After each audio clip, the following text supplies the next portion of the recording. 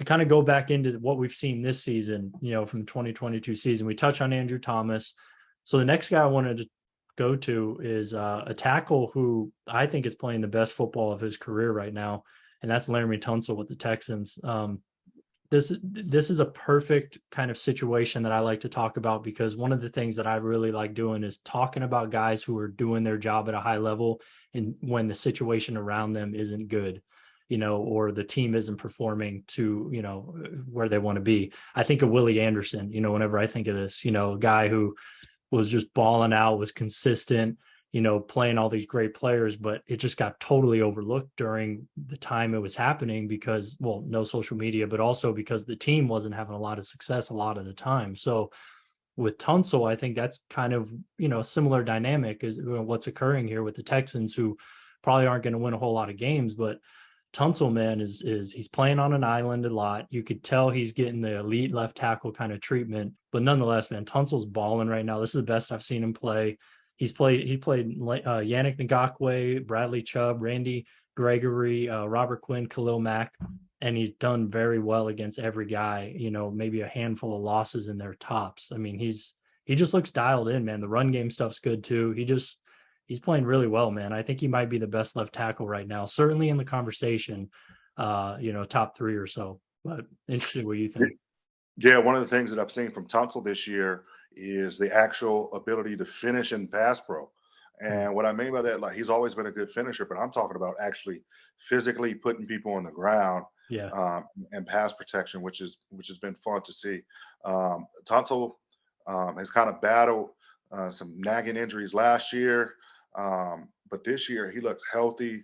He looks explosive, really balanced. You could tell he has a plan. One of the things with like the elite tackles is that they've got some signature stuff that they put on tape. Like they've got some signature sets, some things that they want to do with their hands. And what they're able to do is they're able to present false presentation, so to speak, to defenders, which ends up baiting the defender into exactly what that offensive tackle wants them to do.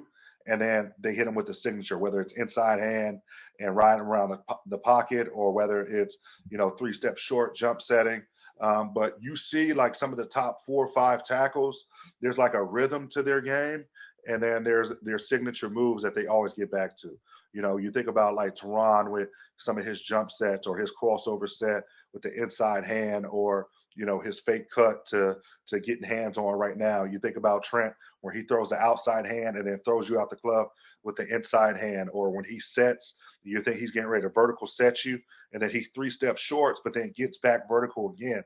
So some of these elite tackles always have a plan that they really trap the defenders in, and that's been fun to see. You see what Tunsil's doing is like all of a sudden Tunsil explodes out his stance, then he takes those little kicks where he settles, and then he's on you real fast. And it allows him to always have his base underneath him, and then he's able to turn a lot of his pass protection reps into almost physical run blocking type reps.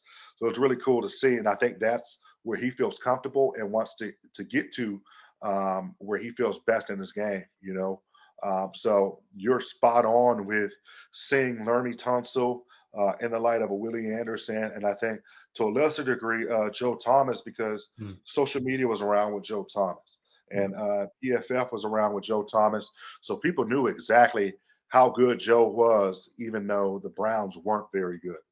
Yeah, absolutely. And the thing with Tunsil that always stood out to me about his game is his ability to stay square for a good length of time in his set without opening up prematurely. And he's just really good at that. He's been good at that since Ole Miss, and that's kind of, for me, his set is very like clinical in a way. He's mixing stuff up, and you see the 3-step short kind of trickle in. George Warhop's there. Yep. Who's a big advocate of that technique.